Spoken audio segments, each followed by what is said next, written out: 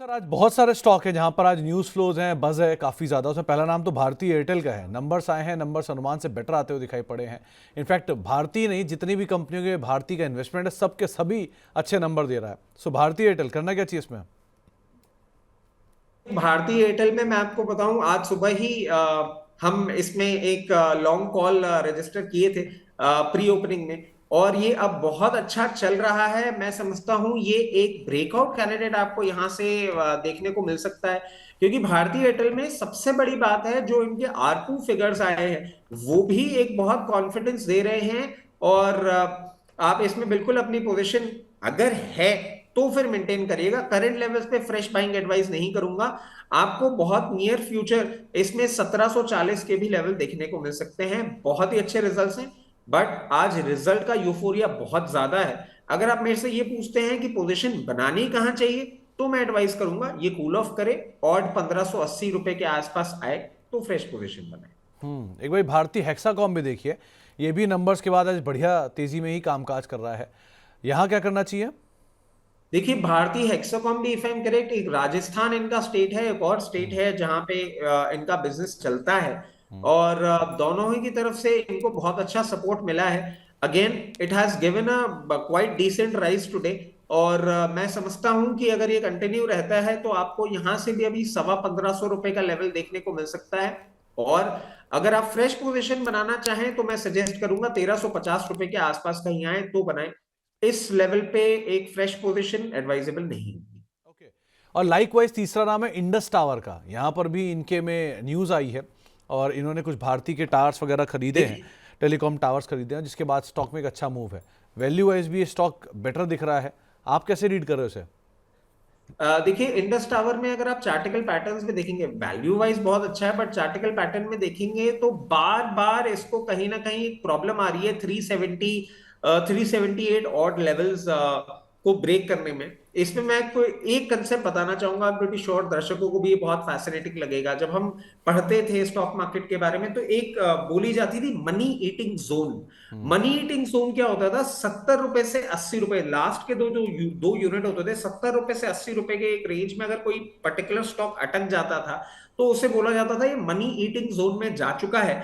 और कहीं ना कहीं इसके ऊपर ब्रेकआउट देगा तो ये बहुत अच्छा एक मूवमेंट अपसाइड का दे सकता है, क्योंकि एक लॉन्ग फेज ऑफ कंसोलिडेशन के बाद निकलेगा। अगर पोजीशन नहीं है तो 380 रुपए के ऊपर जाके बंद हो तभी आप इसमें कोई पोजीशन बनाएं।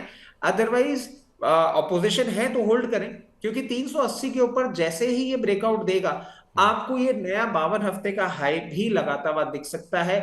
ये 480 500 रुपए भी क्रॉस कर सकता है। तो 480 और 500 रुपए के लेवल्स भी शायद यहाँ पे आते हुए दिखाई पड़ सकते हैं। तो इसलिए भी आप इंडस टावर के ऊपर अदरवाइज नज़र रखिएगा।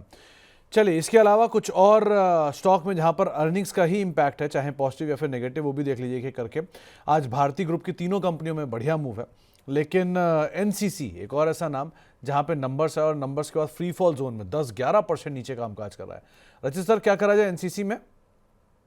देखिए, एनसीसी अभी एक बहुत ही एक्सीडेंटल चीज देखने को मिल रही है, क्योंकि नंबर्स बहुत ज्यादा खराब है। और अगर नंबर्स खराब है और जिस तरीके से अभी भी, क्योंकि इफ आई एम करेक्ट ये सर्किट पे लगा हुआ है, ये यहां से अभी थोड़ा और करेक्शन दिखा सकता है। और अराउंड 178 180 के आसपास ही कहीं इसका सपोर्ट मिलता है। अभी इसमें कुछ ना करना ज्यादा अच्छा है, क्योंकि कहावत है ना, there is no point catching a falling knife. अभी थोड़ा दूर रहें। थोड़ी सी प्रॉब्लम बढ़ती हुई दिख रही है। इसमें ये बात तो सही है कि प्रॉब्लम थोड़ी बढ़ती हुई दिखाई पड़ रही है। इनफैक्ट बढ़ बढ़ के डे लो के आसपास लिया 12% नीचे कामकाज कर रहा है। लाइकवाइज दूसरा बड़ा एक्सीडेंट था सोनाटा सॉफ्टवेयर। वहां पर भी जरा एक बार नजर डालिए। आज नंबर्स आए और नंबर्स के बाद 12% नीचे ये स्टॉक भी कामकाज कर रहा है। लाइकवाइज सिचुएशन है एनसीसी ऐसी, यहाँ क्या किया जाए? देखिए, सोनाटा में भी मैं आपको बोलूंगा, जो अभी एक कथन यूज किया था कि there is no point catching a falling knife, इसमें तो पेन थोड़ा और डीप डाउन दिख रहा है। इसमें मेरे को सपोर्ट ही कहीं ना कहीं 360 के आसपास दिख रहा है। तो इसमें करेक्शन आपको थोड़ा और देखने को मिल सकता है। इट्स एडवाइजेबल थोड़ी दूरी बनाए रखें, अभी कुछ ना करें इसमें। एक बीकाजी फूड और देखिए, ये 9% नीचे है नंबर्स के बाद और 666 के जोन्स में भी कामकाज कर रहा है, जिस तरह की तेज बिकवाली है। नंबर इनके भी वीक थे। यहाँ क्या किया जाए? देखिए, बीकाजी फूड्स में मैं आपको एक और चीज बताना चाहूंगा, क्योंकि I was going through the numbers in morning. Revenue बढ़ा है, बट फूड इन्फ्लेशन के चलते जिस तरीके से ये मार्जिन क्राइसिस में आए हैं, मेरे को ऐसा लग रहा है कि ये कंपनी थोड़ा सा और प्रॉब्लम में आती हुई दिख सकती है।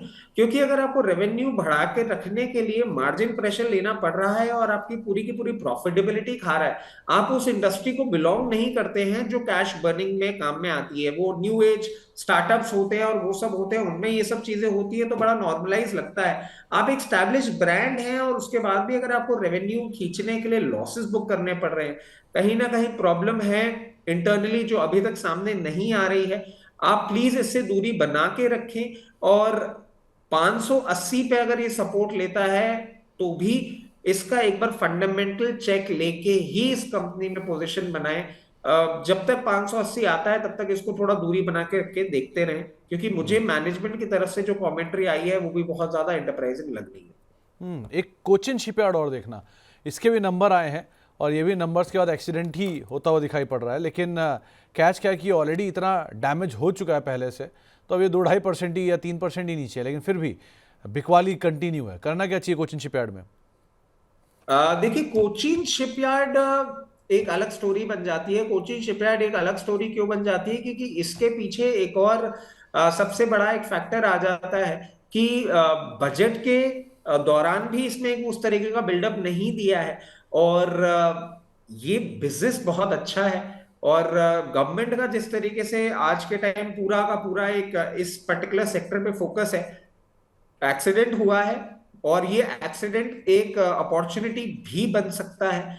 आप यहाँ पे या 1320 1300 के लेवल्स पे अपनी पोजीशन बना सकते हैं। और ये अपॉर्चुनिटी क्यों बोल रहा हूं, क्योंकि यही लेवल अगर आप चार्टिकल पैटर्न्स पे देखिए तो मल्टीपल लेवल पे सपोर्ट भी बना है, और कुछ टाइम पहले ये एक रेजिस्टेंस भी था। तो अगर रेजिस्टेंस सपोर्ट एक ही लेवल पे होता है, वहां पे ये मेंटेन कर जाता है, तो आपको बहुत इजीली ये 1600 1650 का लेवल दिखा सकता है। इसमें मेरे नजरिए से आप पोजीशन बना सकते हैं। तो फिलहाल आप पोजीशन बनाना चाहें तो आप कोचिन शिपयार्ड को एक बार को ऑप्ट कर सकते हैं कंपैरेटिवली बाकी स्टॉक्स के। तो चलिए, ये सारे वो स्टॉक थे जहां पे आज इधर खबरें थी, ट्रिगर था, अर्निंग्स थी, जिनके दम पे आज एक्शन देखने को मिल रहा था। तो बजिंग स्टॉक को फिलहाल यही समेटेंगे।